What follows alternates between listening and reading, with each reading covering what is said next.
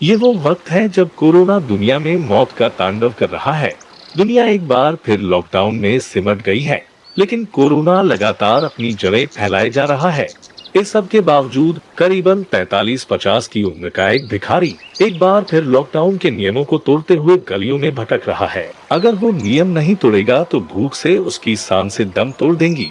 भूख से बेहाल वो गलियों के घरों को यूं देख रहा है जैसे आखिरी बार देख रहा हो। सुनसान गली के दूसरे छोर पर शिव मंदिर है। वहाँ एक काले रंग की गाड़ी आकर रुकती है। उसमें से चेहरे पर मास्क और हाथों में ग्लव्स पहने पूजा की थाली लिए एक बूढ़ी औरत निकलती है और मंदिर की ओर बढ़ती है। भिखारी जल्दी से उस ओर भागने लगा, लेकिन उसके बेजान पांव उसका साथ नहीं दे रहे। दर्द में लड़खड़ाते हुए वो धीरे धीरे आगे बढ़ रहा है। उधर बूढ़ी औरत पूजा कर रही है और फिर वो शिवलिंग पर दूध चढ़ाती है। पूजा हो जाने के बाद सीढ़ियां उतरते वक्त वो उस भिखारी को अपनी ओर आते हुए देख लेती है। बूढ़ी औरत ने अपनी रफ्तार बढ़ाई और जल्दी से गाड़ी में बैठकर वहां से चली गई। निराशा से भरा और भूख से मरा भिखारी मंदिर की सीढ़ियों के सामने हताश खड़ा हो गया, क्योंकि वो गाड़ी से चंद कदम ही दूर था। भिखारी मायूस चेहरे और मासूम आंखों से मंदिर की ओर देखता है। उसने मंदिर की सीढ़ियों की ओर कदम उठाया ही था कि तभी मंदिर के पुजारी ने उसे धिक्कारते हुए वहां से भगा दिया। भिखारी भारी मन और छोटे कदमों के साथ पीछे मुड़कर वहां से चल दिया। वो कुछ कदम चला ही था तभी उसने कुछ देखा और वो उस तरफ भागने लगा। यहाँ सड़क पर शिवलिंग पर चढ़ाया दूध बह रहा है। भिखारी को मानो खजाना मिल गया, जान में जान आ गई।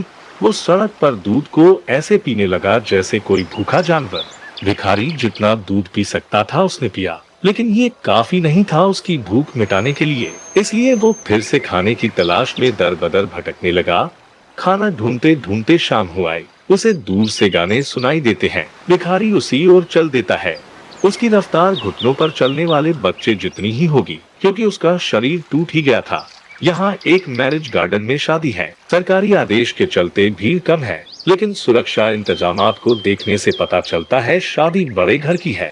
भिखारी वहाँ खड़ा मैरिज गार्डन की चमक दमक देख रहा है। तभी अंदर से एक वेटर एक ट्रॉली लिए बाहर आता है। वो भी भिखारी को वहाँ से भगा देता है। भिखारी वहाँ से चल तो देता है, लेकिन उसकी नजरें वहीं टिकी है। वेटर मैरिज गार्डन के बाहर लगे डस्टबिन में झूठा खाना डालकर वापस चला जाता है। उसके वहां से जाते ही भिखारी जल्दी से डस्टबिन की ओर भागता है और वहां से झूठा खाना निकालकर खाने लगता है। उसके चेहरे पर एक अजीब सी खुशी, एक अजीब सा सुकून झलक रहा है। अभी भिखारी ने महज चंद निवाले ही खाए थे कि तभी दो पुलिस वाले अंदर से बाहर आ गए। उनमें से एक पुलिस वाले की नजर भिखारी पर पड़ गई। वो गुस्से से आग बबूला होकर भिखारी की ओर बढ़ता है और उस पर ताबड़तोड़ डंडे बरसाने लगता है। वो उसे लॉकडाउन के नियमों का उल्लंघन करने के लिए पीट रहा है। भिखारी अपनी जान बचाकर वहां से भागता है। ठीक कुछ कदमों दूर चौराहे पर वो एक स्कूटी से टकराने से जरा सा बचा। स्कूटी चला रही लड़की एक जर्नलिस्ट थी। वो ये नजारा देखकर सारा सीन समझ गई। पुलिस वाले भिखारी को घूरते हुए वहां से चले जाते हैं। लड़की भिखारी से उसके बारे में पूछती है। भिखारी उसे बताता है कि अभी हाल ही में उसके परिवार के 4 सदस्य कोरोना से मर गए। वो अकेला है, उसका इस दुनिया में कोई नहीं। लड़की को उसकी बातों पर जरा भी यकीन नहीं हुआ। उसने भिखारी से पूछा, तुम्हें कैसे पता वो लोग कोरोना से ही मरे हैं? भिखारी ने कहा, उन चारों को एक जैसी बीमारी थी, चारों एक साथ ही मरे। वो लोग जरूर कोरोना से ही मरे हैं। लड़की को अभी भी भिखारी की बातों पर यकीन नहीं होता और ये उसे काफी गंभीर बात लगती है। इसलिए वो उस भिखारी का कोरोना टेस्ट करवाती है। रिपोर्ट्स नेगेटिव आई। लड़की को अभी भी यकीन नहीं होता और ना ही डॉक्टर को। इसलिए दोनों एक बार फिर उसका टेस्ट करने का फैसला करते हैं। नतीजे इस बार भी वही थे और इस बात ने लड़की और डॉक्टर का दिमाग जमा दिया। ऐसा कैसे हो सकता है? एक ही कमरे में 5 में से 4 लोगों की कोरोना से मौत हो गई और एक को कोरोना छू तक नहीं सका। उसमें कोरोना का एक छोटा सा कण भी नहीं मिला।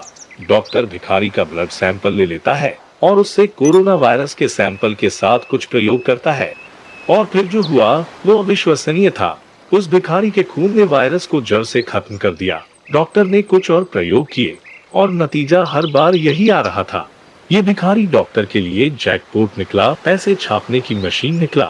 डॉक्टर ने भिखारी को इस्तेमाल करने की पूरी तैयारी कर ली थी, लेकिन किसी तरह उस जर्नलिस्ट लड़की को इस बारे में पता चल जाता है। वो डॉक्टर को साफ धमकी दे डालती है कि अगर तुमने उस भिखारी का नाजायज फायदा उठाया तो मैं इस मुद्दे को ऐसा उठाऊंगी कि ये बात दबाए नहीं दबेगी। और इस तरह वो भिखारी रातों रात अरबपति बन गया, पूरी मानव जाति के लिए मसीहा बन गया। इसके अलावा उसने कई रिकॉर्ड्स अपने नाम लिखवा लिए। दरअसल उस भिखारी का डीएनए हम लोगों के मुकाबले ज्यादा सक्रिय था, इसलिए उसका शरीर, इम्यून सिस्टम आम लोगों के मुकाबले ज्यादा मजबूत था और उसने कोरोना को मात दे दी।